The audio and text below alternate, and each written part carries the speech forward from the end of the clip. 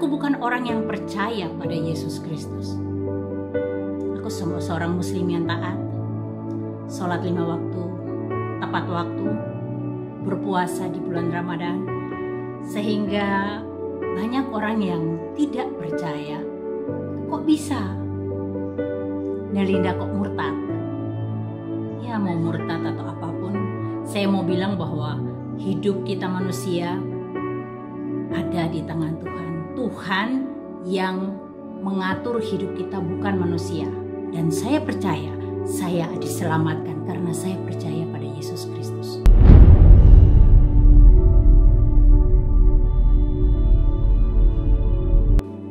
Shalom, jumpa lagi dengan saya di channel yang berbeda.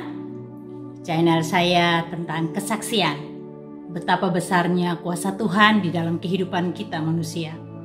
Oke, hari ini saya mau share tentang kenapa sih aku menjadi seorang yang murtad. Nah, sesuai dengan latar belakang foto saya ini foto kurang lebih sekitar 11 atau 12 tahun yang lalu. Karena saya murtad sudah 10 tahun. Banyak orang yang tidak menemukan jawabannya kenapa Nelinda murtad. Banyak sekali yang bertanya, dan hari ini aku bikin videonya biar kalian tahu kenapa saya murtad. Karena mereka tahu bahwa aku orang yang tidak percaya pada Yesus Kristus. Aku bukan orang yang percaya pada Yesus Kristus. Aku seorang muslim yang taat, sholat 5 waktu, tepat waktu, berpuasa di bulan Ramadan. Saya orangnya rajin puasa Senin Kemis dan saya rajin berwirid. Sehingga banyak orang yang tidak percaya, kok bisa Nelinda kok murtad?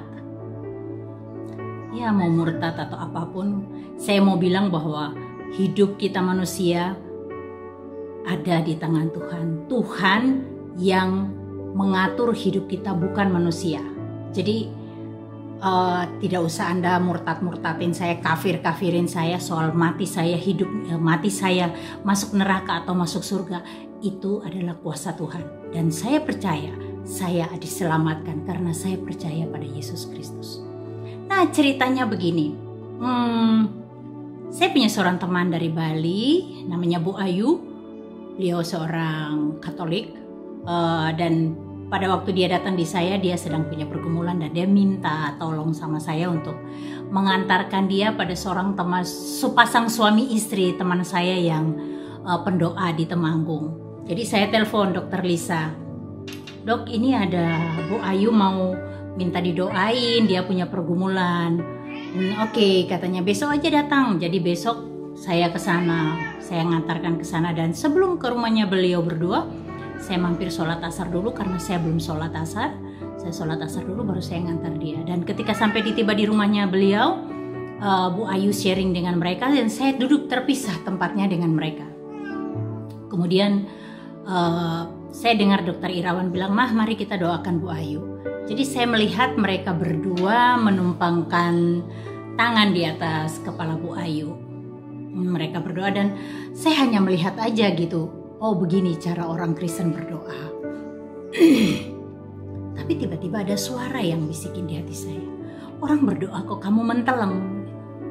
Saya ada rasa malu, terus saya merem aja. Tapi bukan berarti saya ikut mereka berdoa, no. Tidak.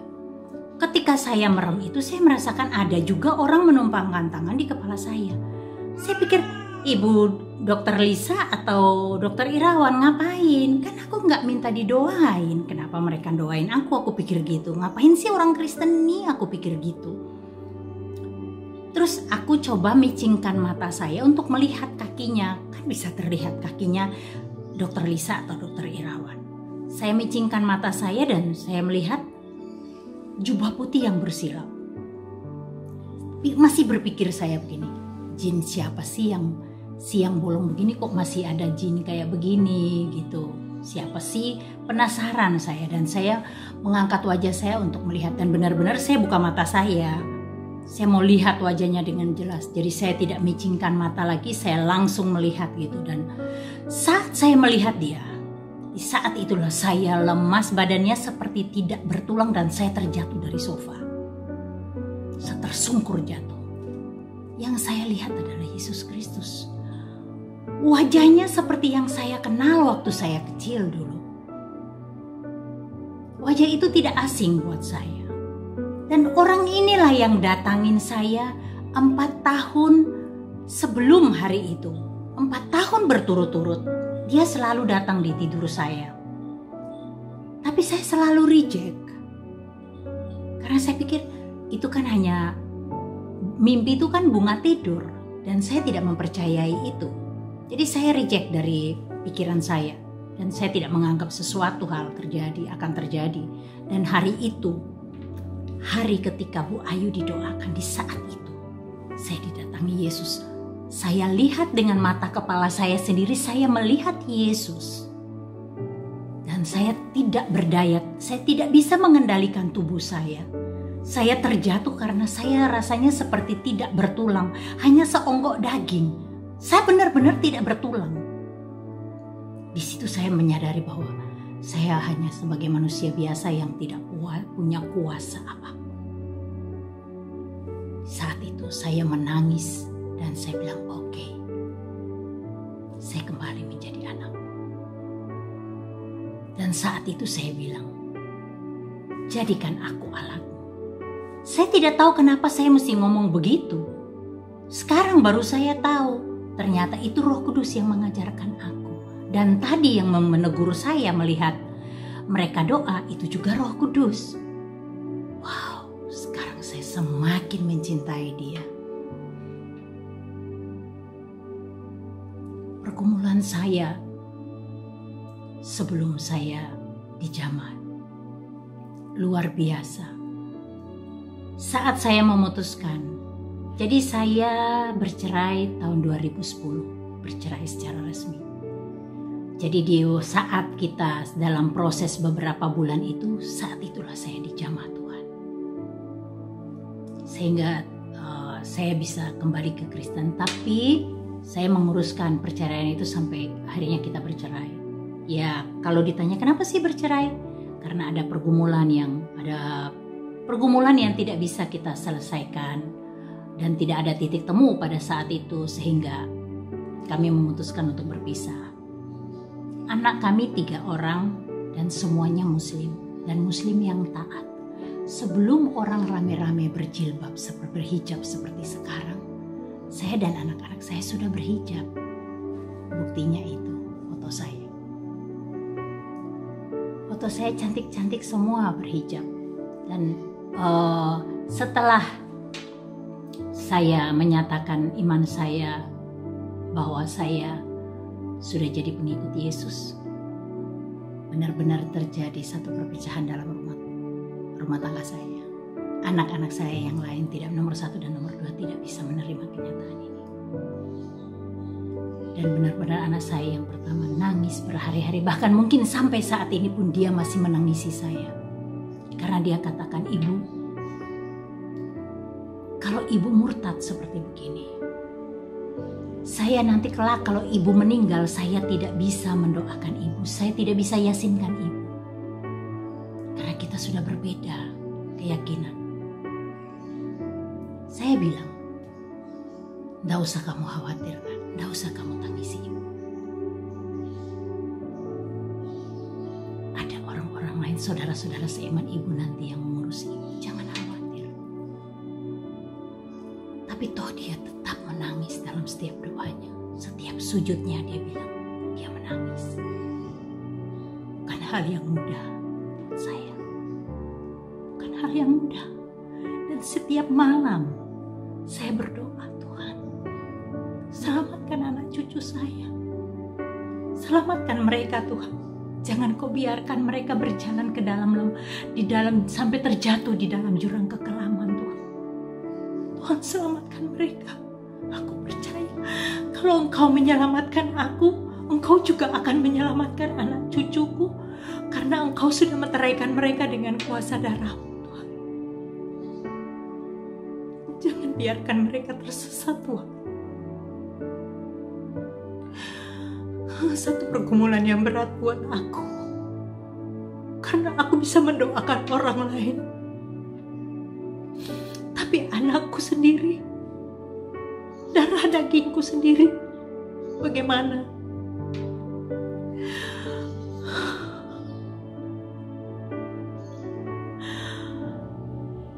Dulu aku berpegang teguh dengan keimananku dan aku selalu reject kalau ada teman yang menginjili aku atau keluargaku. Aku berpegang pada satu ayat dan aku percaya itu. Aku yakin bahwa agama yang aku anut adalah agama yang benar. Agama Kristen, betapa bodohnya orang-orang Kristen. Percaya sama Yesus yang manusia biasa. Dan setahu saya apa yang diajarkan Ustadz saya bahwa Alkitab itu sudah dirubah.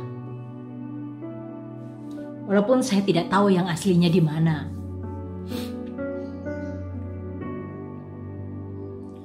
Saya bukan orang yang percaya kepada Yesus. Karena saya berpegang pada satu ayat pendek dalam Al-Quran. Bismillahirrahmanirrahim. Qul huwallahu ahad, Allahu samad, lam yalid wa lam yulad wa lam yakul lahu kufuwan ahad. Allah itu esa, Allah itu satu dan tidak diperanakan. Bagaimana mungkin Yesus dikatakan Tuhan? Bagaimana Yesus dipercayain sebagai Tuhan sama orang Kristen? Betapa bodohnya orang Kristen. Buktinya dia mati dan disalibkan. Kenapa dia tidak tunjukkan kuasanya kalau dia memang Tuhan? Atau dilepaskan dirinya dari kayu salib itu kalau memang dia Tuhan? Saya tidak percaya, saya bukan orang yang percaya pada Yesus. Maaf, saya bukan orang yang percaya. Tapi hari itu, saya benar-benar saya percaya bahwa dia Allah yang penuh kuasa. Allah yang berdaulat dan berkuasa penuh atas kehidupanku. Dia yang mengendalikan seluruh hidupku. Bukan Tuhan yang lain.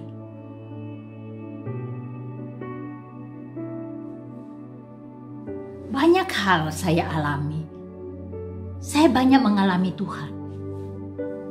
Saya mengalami Yesus luar biasa. Dan saya tahu di dalam nama Dia ada kuasa yang besar. Di dalam nama Dia ada mujizat. Saya alami. Saya bisa katakan begitu. Saya mau cerita juga tentang bagaimana nasib jilbab saya. Semua relasi saya tahu saya seorang muslimah. Dan saya berhijab. Sebelum orang lain berhijab, saya dan anak saya sudah berhijab.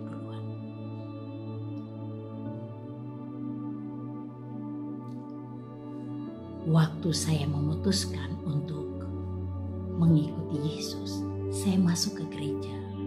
Jadi itu kalau nggak salah mungkin kejadian itu hari Rabu atau Kamis sore.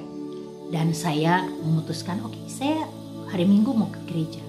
Saya ke gereja dengan masih berhijab. Dan saya ketika masuk gereja tidak ada satupun orang bertanya, "Hei, kenapa kamu ada di sini orang Muslim?" Atau pastornya bertanya, "Kenapa sih kamu ada di sini?"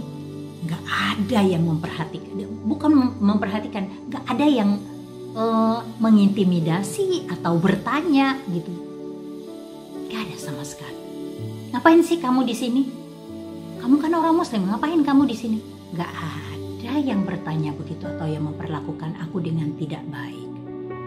Semua orang yang melihat saya hanya diam dan tersenyum aja. Saya masuk ke gereja, saya berlutut. Dan saya berdoa.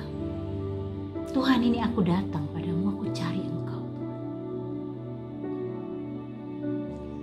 Beberapa bulan saya lakukan itu. Saya masih berjilbab. Kan ada setahun lah saya berhijab. Sampai satu waktu ada kakak saya dari Papua datang, nginap di rumah saya, dan ketika dia lihat saya berangkat kerja masih berhijab, Dia bilang, "Bukankah kamu sudah menjadi seorang Kristen? Kenapa kamu masih berhijab?" Saya bilang, tidak mudah untuk melepaskan ini. Akan membuat orang terkejut. Dia bilang, kalau kau tidak mau mengakui Yesus di hadapan manusia, Yesus juga akan menyangkal engkau di hadapan Bapa. Aku terkejut gitu. Oh iya, ada ayat itu. Oh jangan Tuhan. Aku bilang, Tuhan Yesus ampuni aku Tuhan. Terus dia bilang, aku tahu kamu bertahun-tahun menggunakan itu dan bertahun-tahun, puluhan tahun orang tahu kamu seorang Muslim. Kamu berdoa minta kekuatan dari Roh Kudus untuk menguatkan kamu untuk bisa mengambil satu keputusan itu. Itu kurang lebih 2 atau 3 bulan kemudian saya berdoa terus minta untuk Tuhan kasih kekuatan dan keberanian buat saya untuk menyatakan kebenaran ini. Dan akhirnya aku berani melepaskan hijab itu. Ketika aku bertemu dengan relasi saya, banyak orang yang kaget. Loh, kok nggak berhijab? Dan aku bercerita, maaf, aku sudah setahun menjadi pengikut Yesus. Aku sudah menjadi seorang Kristen. Aduh sayang banget Bu, sayang banget loh. Ibu lepaskan iman ibu, sayang banget loh Bu. Ibu kan tahu kalau ibu murtad seperti begini, kemana jalannya, arahnya? Neraka jahanam loh Bu. Sayang loh Bu. Sayang banget Ibu, sayang banget Ibu. Saya bilang, no, tidak ada yang perlu disayangkan. Karena aku menemukan Allah yang benar. Allah yang hidup. Dia berkuasa atas kehidupan saya. Dan dengan darahnya yang kudus, dia sudah meteraikan aku. Dan aku tidak akan masuk neraka jahanam. Surga tempatku. Aku bilang itu. Aku percaya itu. Aku sudah diselamatkan. Maaf. Ada yang sampai menangis. Memohon agar aku kembali. Kenapa aku tinggalkan agamaku? Aku bilang maaf. Aku pun ikut menangis, maaf. Aku tahu kamu sayang aku. Tapi maaf kalau kamu minta aku untuk kembali lagi, maaf. Aku mengalami Tuhan. Dia nyata dalam kehidupan saya. Dia benar-benar saya lihat dengan mata kepala saya sendiri.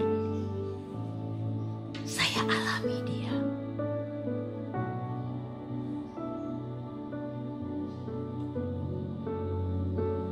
Dan kembali lagi ke anak-anak saya.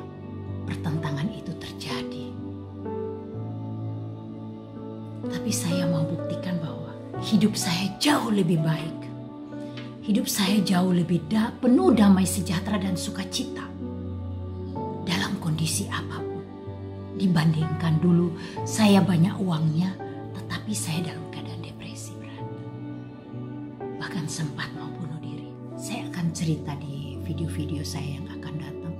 Bagaimana Tuhan menyelamatkan hidup saya di saat saya melakukan percobaan bunuh diri sampai 2 kali. Bagaimana Tuhan menyelamatkan saya. Bagaimana ketika saya ekonominya sedang terjatuh. Bahkan saya di minus. Saya tidak punya uang lagi untuk memberi makan buat anak-anak saya. Tidak bisa membayar pembantu.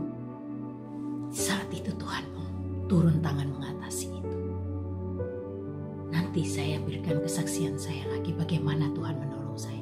Di saat saya sakit, yang sudah harus operasi bahkan sakit yang berat, Tuhan menolong saya. Saya banyak mengalami Tuhan dibandingkan mungkin orang yang terlahir dari Kristen dan sampai tua dengan Kristennya, tapi dia tidak mengalami Tuhan. Saya banyak sekali mengalami Tuhan. Bahkan di saat corona seperti begini, saya tidak stres karena pekerjaan saya tidak berjalan sebagaimana yang saya inginkan. Tapi Tuhan luar biasa. Sukacita damai sejahteranya terus ada di dalam sini. Saya bisa terus ada sukacita. Itu kenapa? Roh Kudus ada di dalam aku. Saya bukan orang Muslim yang KTP. Dan itu semua orang yang mengenal aku tahu siapa aku. Tolong setelah video ini saya rilis, jangan Anda murtadkan aku, kafirkan aku, menghujat aku. Karena hak untuk memilih agamaku adalah pribadi aku, bukan kamu.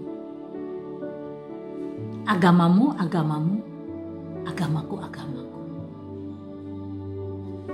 Tidak perlu menghujat dan tidak perlu kalian membesar-besarkan apabila ada orang Kristen menjadi mu'alaf. Karena tanpa Anda tahu, tidak perlu kami besar-besarkan, lebih banyak lagi orang Islam yang masuk agama Kristen. Kenapa? Karena mereka mengalami Tuhan. Mereka merasakan jamahan Tuhan. Bagaimana Tuhan menjamah hidup mereka. Bagaimana Tuhan Yesus menolong mereka.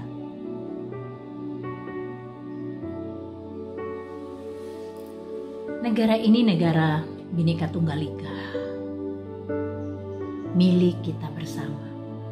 Bukan milik agama tertentu. Jadi tidak perlu menghujat, tidak perlu mengkafir-kafirkan.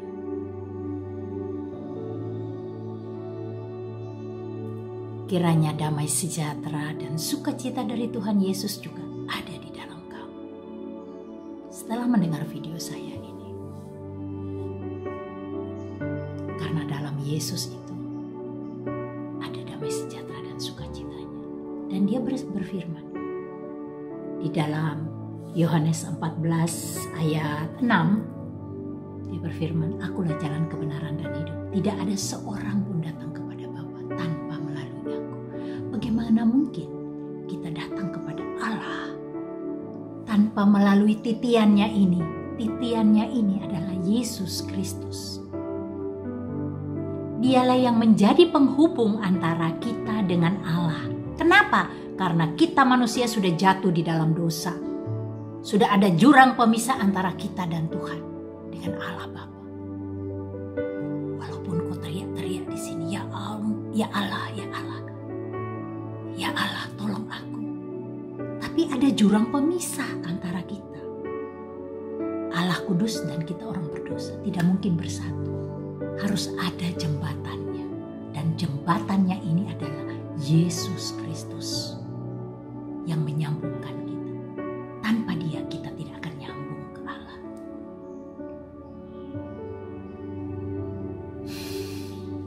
Dan saya bersyukur, puji Tuhan, haleluya. Saya sudah diselamatkan oleh darah Yesus. Terima kasih Tuhan Yesus. Kiranya kesaksian saya ini menjadi berkat bagi banyak orang. Yang masih ragu di sana, percayalah bahwa di dalam Yesus segala persoalanmu akan dituntaskan. Diberi jalan oleh Yesus. Bukan berarti bahwa kalau kamu menjadi pengikut Yesus, masalah beratmu, jadi kamu mengalami di dalam hidup itu tidak mengalami masalah. No, justru di dalam menjadi pengikut Yesus banyak sekali masalah yang akan menerpa. Tetapi kita pegang firman Tuhan. Dia berjanji bahwa walaupun di lembah kekelaman sekalipun, aku akan menyertai engkau sampai akhir zaman. Tuhan ada menyertai kita. Jadi kita tidak perlu takut.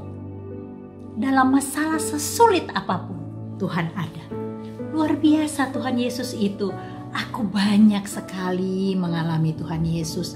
Aku banyak sekali mengalami dan banyak sekali berkat yang Tuhan berikan buat aku. Aku percaya kamu yang masih ragu mendengar video saya ini, kamu lebih percaya dan mengambil keputusan mengikuti Yesus, jalan kebenaran itu. Jangan ragu. Jangan takut diintimidasi. Tuhan ada menyertai kamu. Apabila kamu menangis di kakinya, minta ampun sama Tuhan dan percaya, aku terima engkau bertahta dan berkuasalah dalam hidupku. Jadilah pemegang tunggal hidupku. Dia yang berkuasa. Jangan takut dalam masalah sesulit apapun. Pasti dia kasih solusinya. Karena dia Allah yang luar biasa. Allah yang dahsyat. Allah yang tidak pernah meninggalkan perbuatan tangannya. Aku percaya Tuhan punya cara untuk menyelamatkan anak cucuku. Mungkin bukan sekarang, mungkin bukan besok, mungkin bukan tahun ini, mungkin bukan tahun depan. Tapi dia punya cara untuk menyelamatkan anak cucuku. Aku tidak pernah, bahkan mungkin aku sudah tidak ada di dunia ini. Tapi aku percaya dia sudah meteraikan aku dengan darahnya. Anak cucuku yang lahir dari rahimku, yang mengalir darahku, juga akan diselamatkan Tuhan. Itu doaku. Dan aku percaya itu. Terima kasih sudah nonton video saya. Kiranya ini menjadi berkat bagi banyak orang. Terima kasih, Tuhan Yesus memberkati.